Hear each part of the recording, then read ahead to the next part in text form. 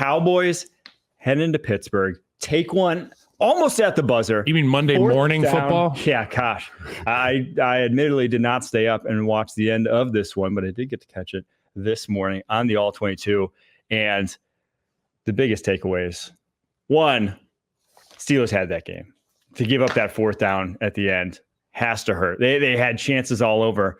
But then two, this saves the Cowboys season, truthfully, in my opinion. Like the games like this, when you're without as much as they were without on the defensive side of the ball to still show up and win, you're a Cowboys fan. You have to be feeling a lot better today than you were heading into this week. Yeah, and you know what? I don't look at that quarterback rating, and I don't think much about it because it's all about how the game went. And for Dak Prescott, he had enough. He had the ball at the end, the opportunity to go win the game. We've seen Dak Prescott do this time and time again. And for the Steelers, to your point, that's their ball game. I mean, they find themselves in a football game that, quite frankly, I don't think they matched up well. And the Cowboys offense is just better. Yep.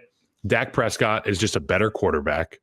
Obviously, the defensive side of the ball, they were really banged up for Dallas, and you knew it was going to be punching up to go get a win on the road, Sunday Night Football, but they found a way to do it. And for the Steelers, I have a lot of questions about what their identity is on offense, who they want to be. And coming into last week, they had all these wins, but they were terrible on third down conversion rate.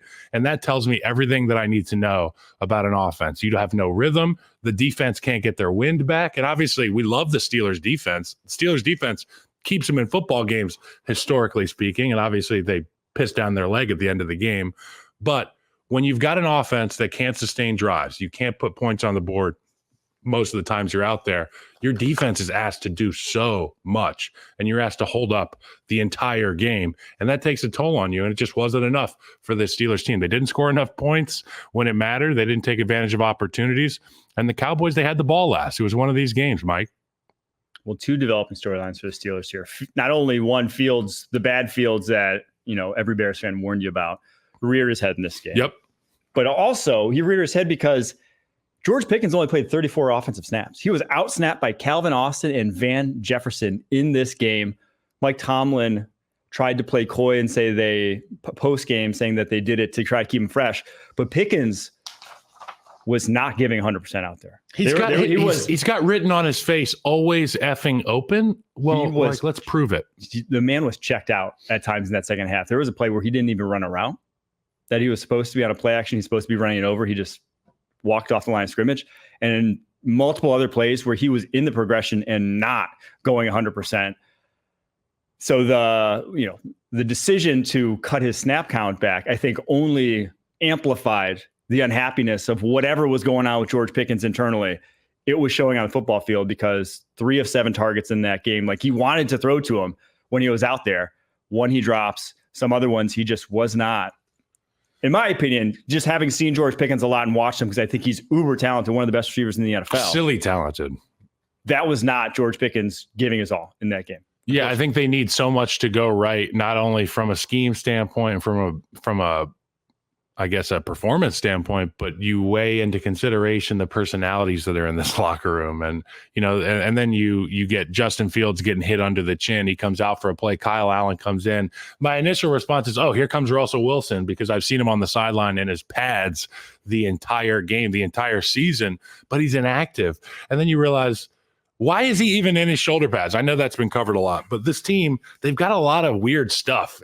They got a lot of weird stuff, from the way that Mike Tomlin sounds in post-game press conferences, to the way that Justin Fields looks at times, to the, stubbing of the toe offensively, the third down struggles and woes.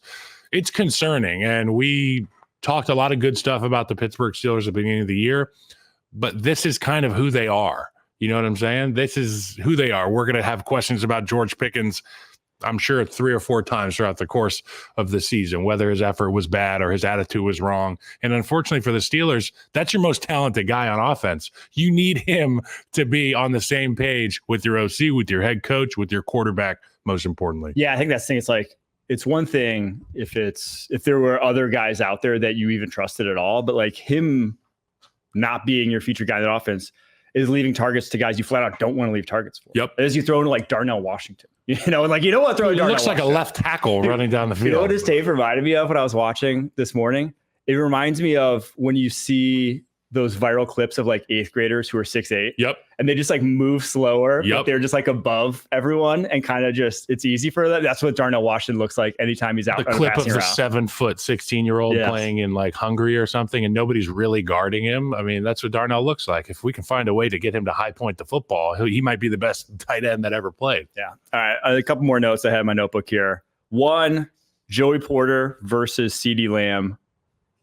W in Joey Porter's corner. I'm not sure there's a cornerback, if I'm a wide receiver, that I would want to see less at the line of scrimmage than Joey Porter right now. That's not to say that he's like the best press man in terms of like getting open against him, but he will beat you up. Like man, Snead style beat you up? Yes, he will. He put CeeDee Lamb into the sideline about 3 yards out of bounds on one of those reps. He's like a guy that just, if he's at the line and press, they don't use much because they're not like that kind of defense.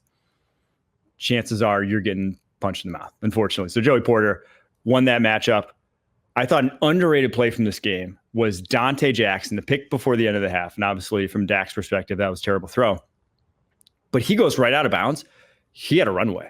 That could have been, we saw Patrick Surtain do it. Another earlier. Hundy. That could have been a pick six very, very easily. Really changed that game. And then last note, Tyler Guyton, knee injury in this one. Yeah. Very unfortunate. We'll see what happens with him. It didn't look great, though. He was walking pretty well off. But he kind of got popped on a pull. These knee injuries, sometimes you can move around pretty good, but you can't perform. You can't brace. You can't put your foot in the ground. And he's been struggling a little bit as it is. So hopefully they can find somebody to get a little bit more production. He needs the reps.